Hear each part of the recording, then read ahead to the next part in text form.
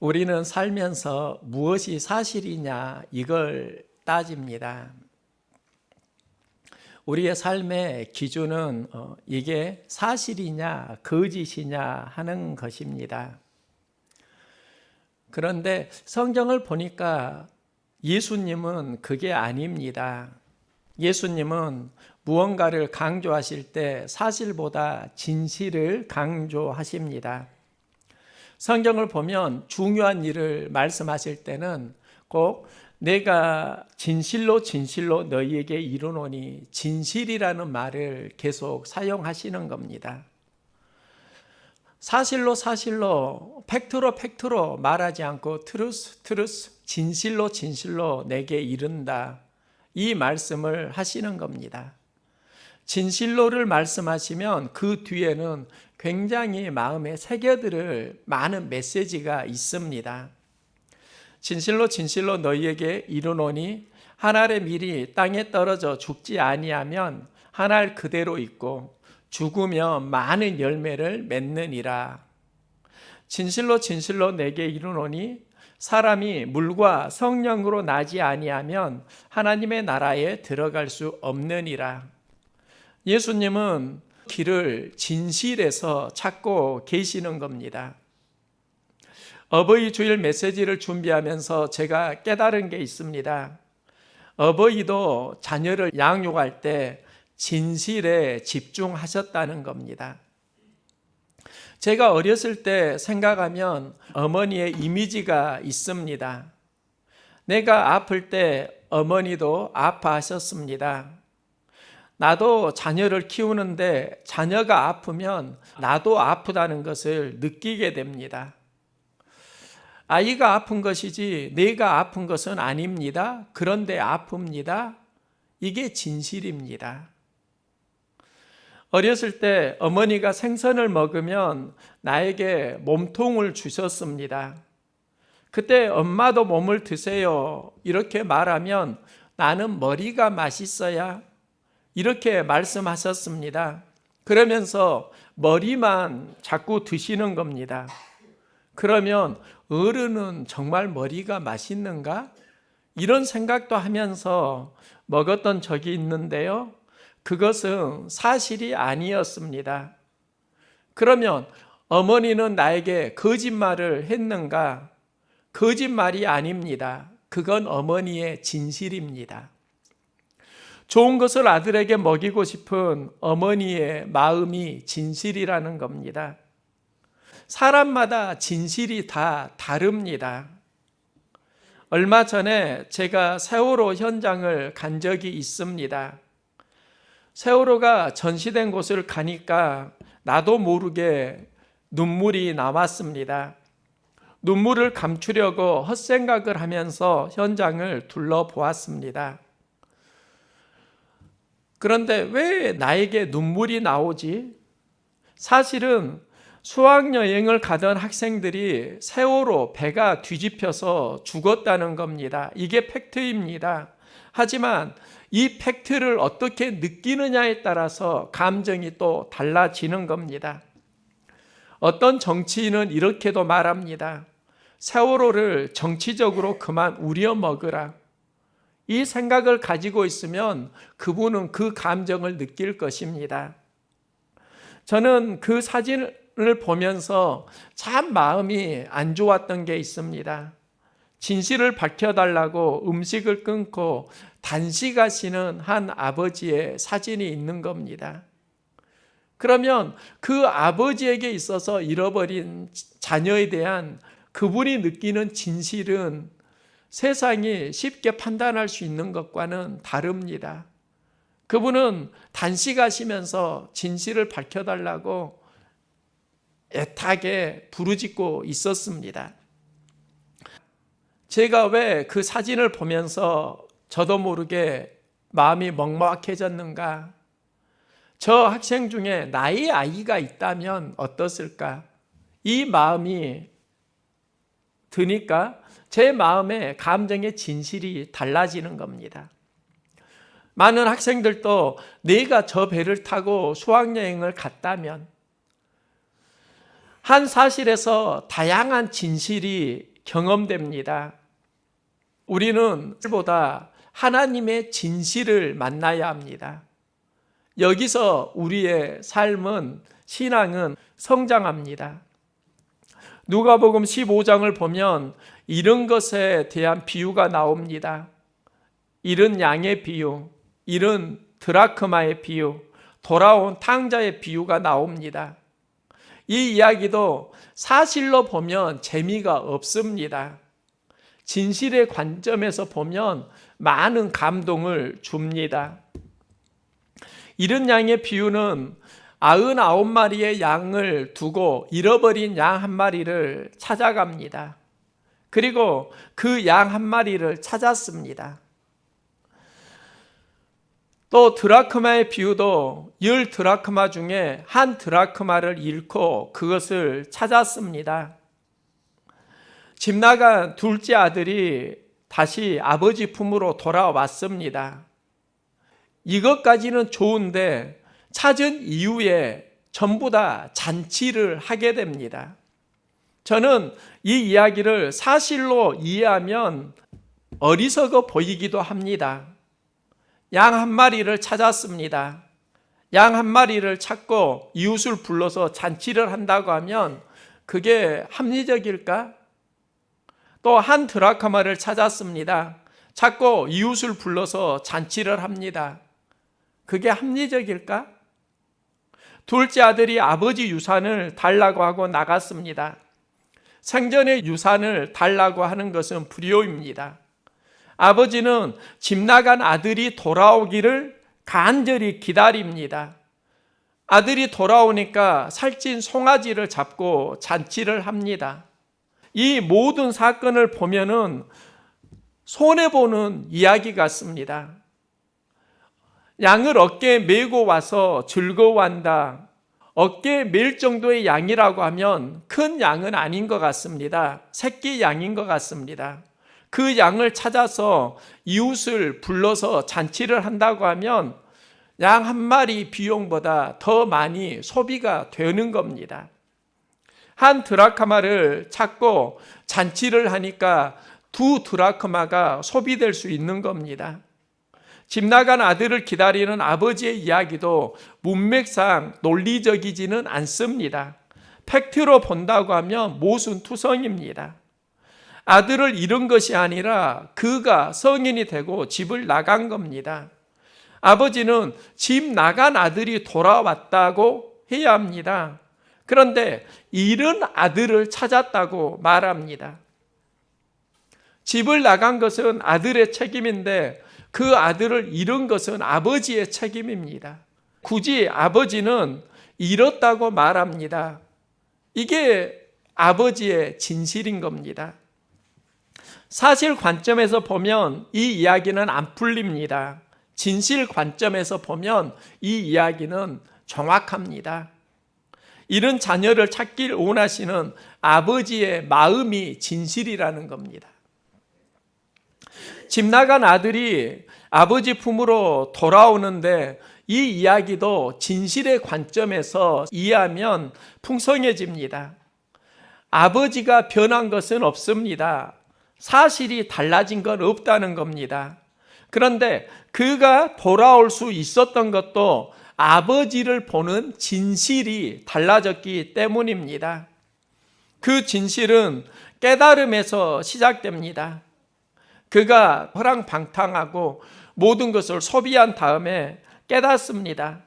내가 하늘과 아버지께 죄를 지었사오니 이제부터는 아버지의 아들이라 일컬음을 감당하지 못하겠나이다. 나를 품꾼의 하나로 보소서 하리라고 이에 일어나서 아버지께로 돌아가니라. 아버지께 돌아갈 수 있었던 것은 아버지가 변한 게 아니라 아버지를 바라보는 둘째 아들의 마음의 진실이 변한 겁니다. 아버지를 보는 진실이 바뀌었다는 겁니다. 우리가 신앙생활을 할 때 좋은 신앙을 가지려고 하면 하나님을 보는 진실이 건강해지기를 소망합니다. 내 안에 잘못된 진실들이 많이 있다고요. 내 고집만 피우고 내 생각만 주장하다가 보지 못하는 아버지의 하나님의 진실이 있다는 겁니다. 이 굽어진 진실을 성경을 통해서, 말씀을 통해서 보는 만큼 우리의 삶은 건강해집니다. 아버지가 아들을 맞이할 때 성경은 이렇게 기록합니다. 내 동생은 죽었다가 살아났으며 내가 잃었다가 얻었기로 우리가 즐거워하고 기뻐하는 것이 마땅하다 하니라. 아버지는 돌아온 아들을 죽었다가 살아났다, 잃었다가 얻었다 이렇게 말씀합니다. 아들이 죽은 게 아닙니다. 잃은 것도 아닙니다. 아들이 살아와서 돌아왔고 잃은 것이 아니라 스스로 나간 것입니다. 그런데 잃었다가 찾았다고 합니다. 이게 아버지의 진실입니다. 달이 참 밝네요. 이 말이 있습니다. 연인이 데이트를 하면서 여자가 달이 참 밝네요. 이 말을 하니까 남자가 보름달인 게 박제 이 말을 했다고 합니다. 이러니까 데이트가 제대로 안 되는 겁니다. 사실은 보름달입니다. 진실은 그게 아닙니다. 이 말에는 여러 진실이 있을 수 있습니다. 그 중에 하나가 사랑입니다.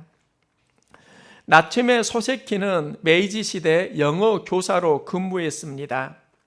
당시 한 학생이 I love you를 나는 너를 사랑해 라고 번역했습니다. 그때 그 영어 선생님은 달이 참 아름답네요 이렇게 정정해 주었다고 합니다.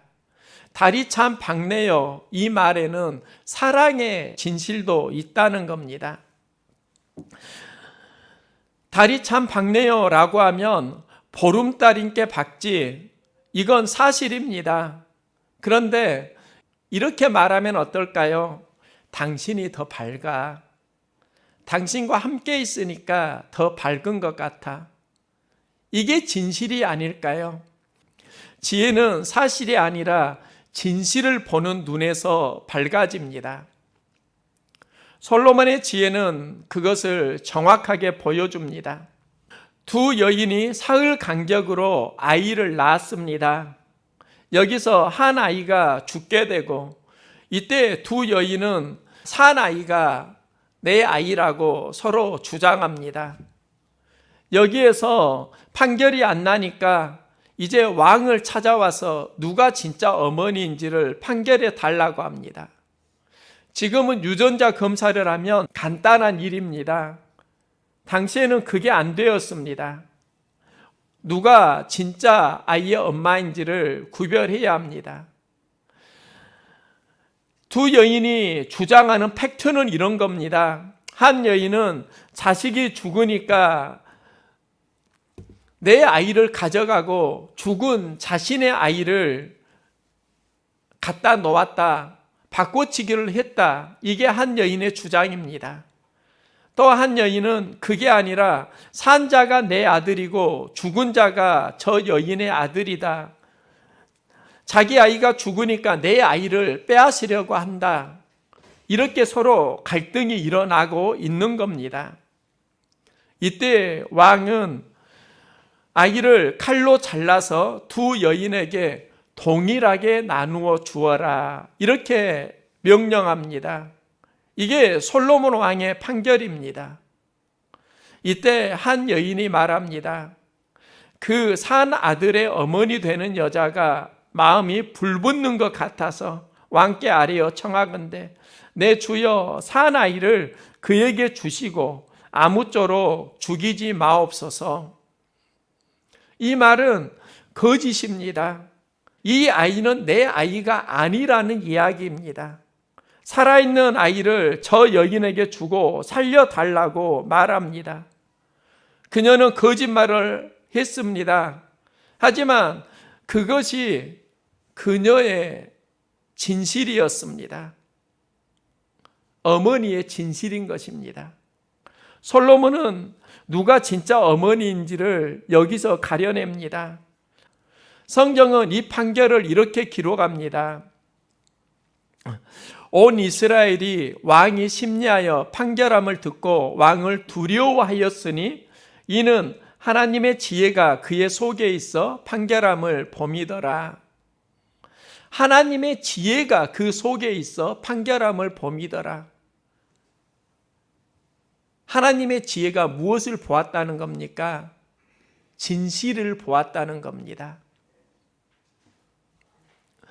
우리는 진실을 얼마나 건강하게 하나님 앞에 가지고 가느냐, 여기서 신앙이 달라집니다.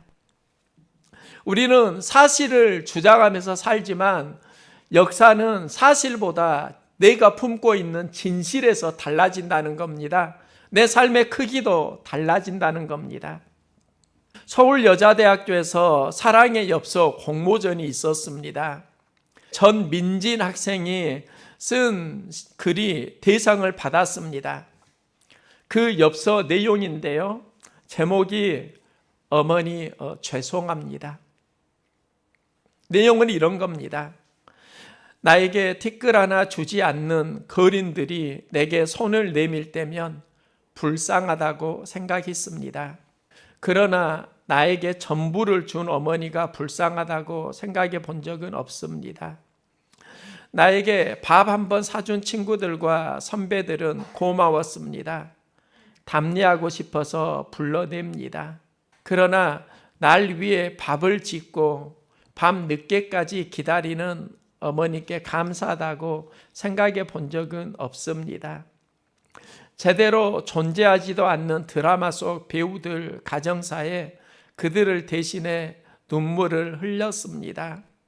그러나 일상에 지치고 힘든 어머니를 위해 진심으로 눈물을 흘려본 적은 없습니다. 골방에 누워 아파하던 어머니 걱정은 제대로 한 번도 해본 적이 없습니다. 친구와 애인에게는 사소한 잘못 하나에도 미안하다고 사과하고 용서를 구했습니다. 그러나 어머니에게는 잘못은 셀 수도 없이 많아도 용서를 구하지 않았습니다. 죄송합니다. 죄송합니다. 이 세상 떠나신 후 이제야 알게 돼서 죄송합니다. 아직도 너무나 많은 것을 알지 못해 죄송합니다. 이 글이 대상을 받았는데요.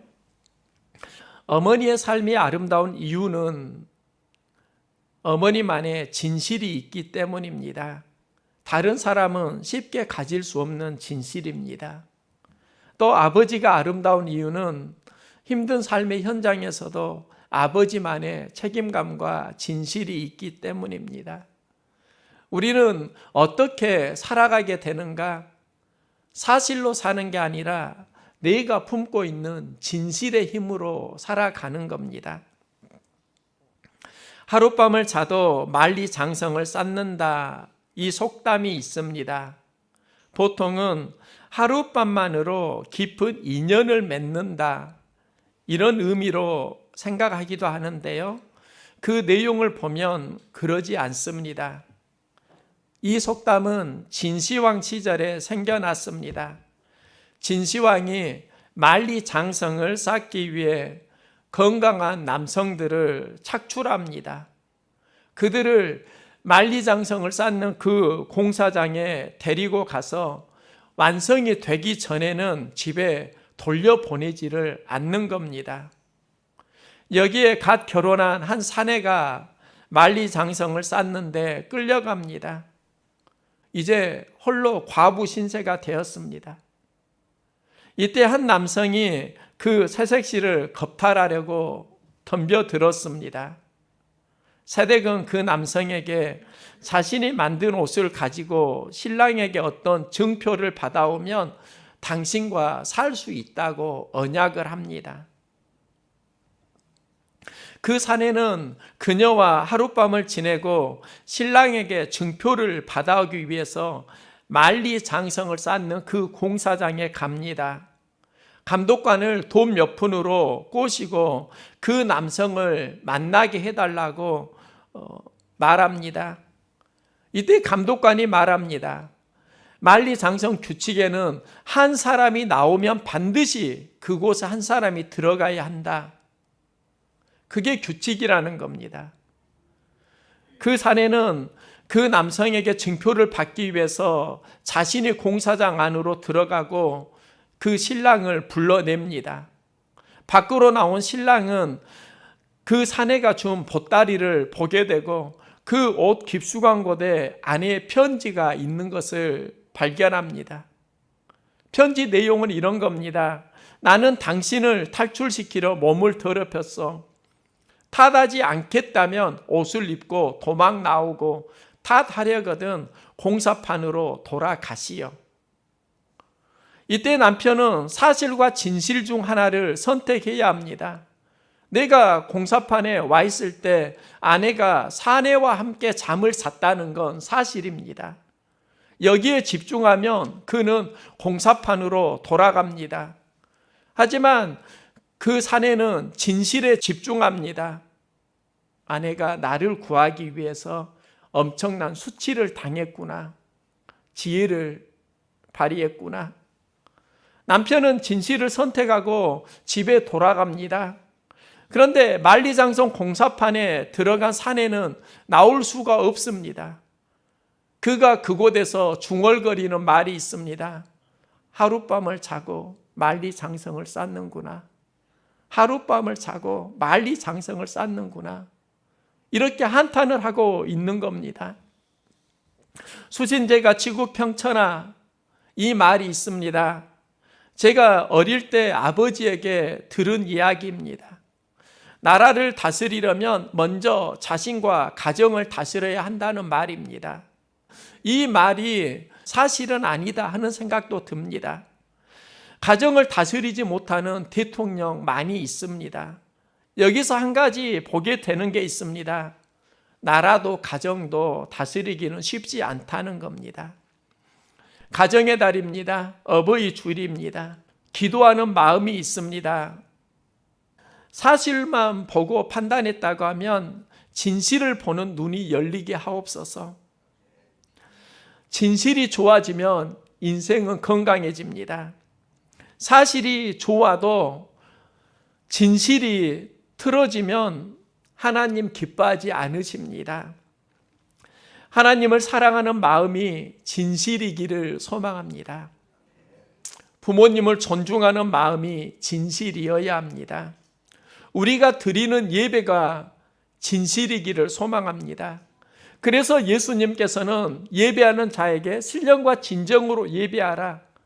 진실로 진심을 가지고 예배하라 하는 것입니다.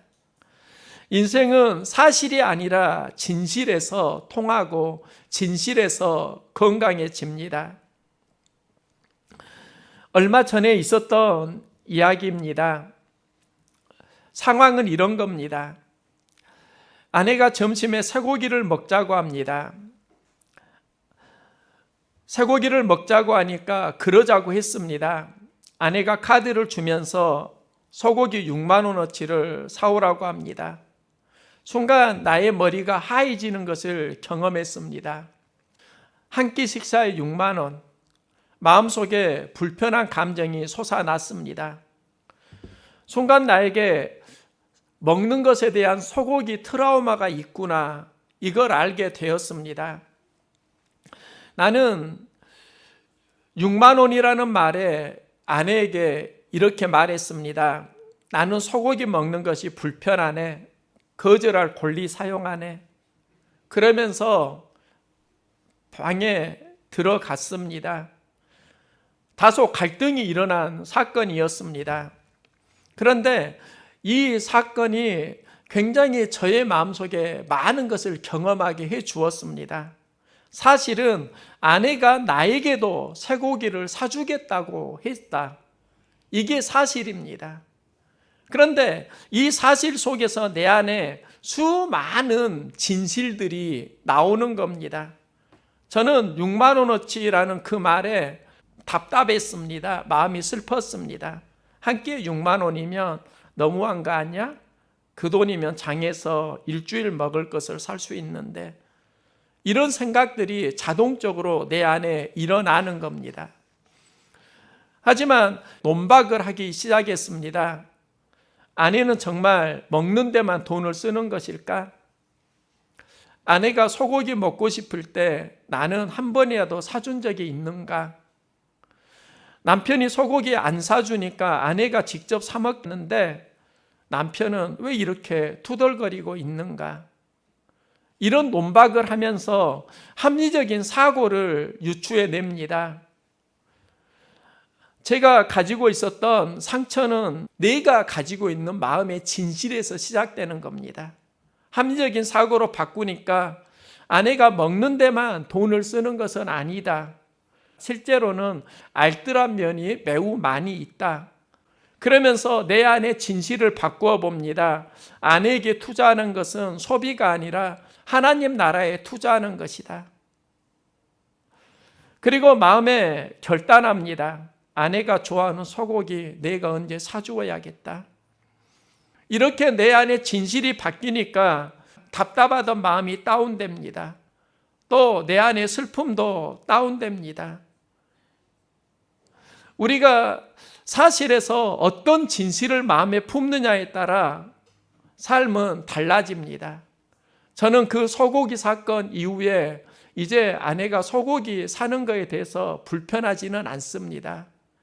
그리고 또 제가 소고기를 사주니까 되게 좋아하고요. 또 더 많이 사주라는 말도 안 합니다. 제가 여기에서 한 가지 깨달은 게 있습니다. 똑같은 팩트도 내 마음속에 진실은 달라진다는 겁니다. 그 진실을 얼마나 건강하게 가꾸어 갈 수 있느냐에 따라서 내 건강도 달라진다는 겁니다. 여러분 삶 가운데 사실에서 아름다운 진실을 만들어 갈 수 있기를 소망합니다. 무너진 하나님 나라 있지 않습니까? 내 안에 잘못된 진실을 내가 품고 있기 때문일 수 있습니다. 똑같은 상처도 진실을 어떻게 해석하느냐에 따라서 달라집니다. 진실을 하나님이 기뻐하는 마음으로 계속 회복해 갈 수 있기를 소망합니다. 여기에서 우리의 삶은 훨씬 더 건강해질 것입니다. 우리는 사실을 보지만 하나님은 우리 마음이 품고 살아가는 진실을 보십니다.